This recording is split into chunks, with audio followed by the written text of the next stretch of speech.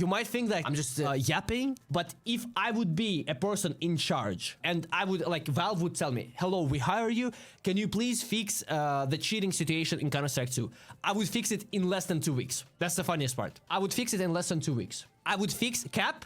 Okay, if I tell you my entire plan, how I would fix it, the guy who wrote cap, and you think that it's a reasonable plan and it would work, you subscribe with a $1 membership. Deal or not? No, noob. You subscribe with a $1 membership if I explain to you. No deal? Okay, then not interested in explaining.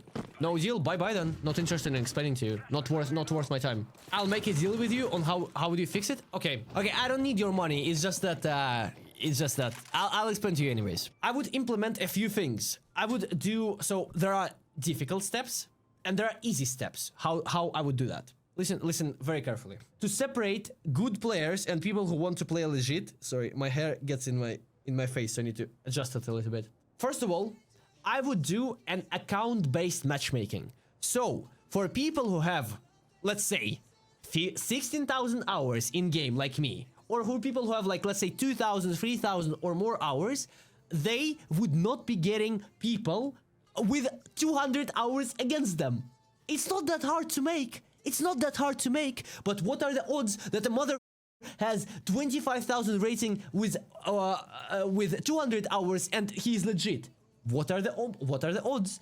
You can boost hours, bro. Sure, I know of that, but that's just one step, isn't it? That's just one step. Of course, you can buy account, you can boost hours, you can blah blah blah blah blah, but still, that would take more effort for cheaters to play against legit lobbies. We would have account-based matchmaking. We would also implement the XP badges, because these garbage badges, these garbage badges are so useless. But we would get the people who have more experience and more badges to queue up with people who have more experience and more badges. So people not only will have an hour oriented matchmaking, account oriented, but also XP oriented. Or you can say, oh, you can boost XP, of course, but that still takes it way harder. So people who just buy new accounts with 200 hours would not be able to queue against legit people who are just trying to play this game. Of course, we will have more, we will have cheaters still, but listen to the other steps that I want to make. Step number 2, I would make Overwatch, and I would make Overwatch only accessible to people with a certain amount of rank in Premier. Let's say in CS2, I think in CS:GO, Overwatch was accepted. CS:GO Overwatch requirements: Gold Nova 1 in competitive matchmaking, 150 wins in competitive matchmaking, 350 hours of playtime. Complete fucking garbage. Every single bot who played the game for like 300 hours could have gotten a Gold Nova 1. Bro, Gold Nova 1, it's nothing. Gold Nova 1 in silver is literally the same shit. Overwatch, just like riding a motorcycle or driving a car, Overwatch has to be a privilege. Overwatch should not be access to everyone, especially with people who have this Gold Nova 1. Bro, Overwatch should not be available for Gold Nova 1s. It's a privilege that has to be earned. Okay? Just like riding a motorcycle and driving a car, it should be for everyone, but you need to have certain requirements and certain skills to have this privilege. So, I would make Overwatch for people either with 20k rating or with maybe even with 25k rating. I think 20k rating would be fine. I would make maybe, let's say, 1000 hours, 300 wins, and 20,000 Premier rating. Those would be the requirements. So people would actually have to grind for that, okay? With Overwatch, we can fix maybe around... Okay, so first of all, with Overwatch, we would be able to fix around 100% or 99% of blatant cheaters. People just bunny hopping, shooting for walls, shooting for smokes. Those will be gone in the game within first week. Then, I would add rewards for people who do Overwatch. Not only XP rewards, but I will also probably add...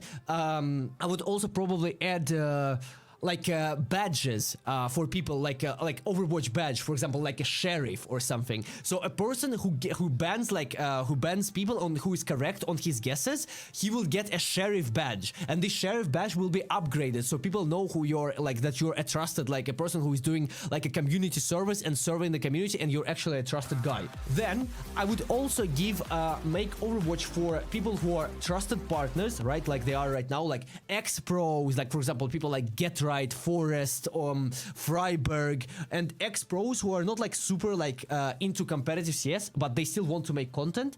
And I would make special Overwatch cases with more privileges towards like ex-pros or like super high like face-it players and stuff like that, and I would allow them to like people like Flom, GetRight, Forest, Freiberg, definitely not on a pixel, but you get the point. Like people who are very trusted in the all of Macer, like people who are very trusted in the community, they have a lot of experience, and they will be able to like just they would have more privileges than a regular Overwatch person. Okay, then another thing, those will fix the majority of cheating issues in the game. This will make the community way cleaner, way easier to play, so easy you cannot even imagine. Then my last and final step as a Valve employee that I would implement. Listen to me very, very carefully. I know every single famous counterstrike cheat that bypasses a Valve anti-cheat. I will not name them to you, but you probably know them. There is sometimes win, there is... You get the point. There is a lot of them. So what I would do, I'm not a coder. I have zero knowledge in coding. But if I would be in charge, I would get the coders and the people who work. I would give them money so they buy every single one of those cheats, of the, let's say, top 5 most famous or top 10 most famous cheats, and we would study how they work from within, and we would counter them within the anti-cheat, and we would have access to these cheats, and we would continue our subscription, so every time the cheat is updated, we will automatically update the anti-cheat. So we're investing, sometimes win costs around $30 or something like that, and all of the other shit, it will be like a $200 a month investment that will clean the community from cheating. So every single time the anti-cheat gets the cheat gets updated, the anti-cheat will get updated as well, and all of what I listed combined will literally fix the cheating issue in the game. What do you think? If you think that my speech was relevant, feel free to give me a membership on this channel.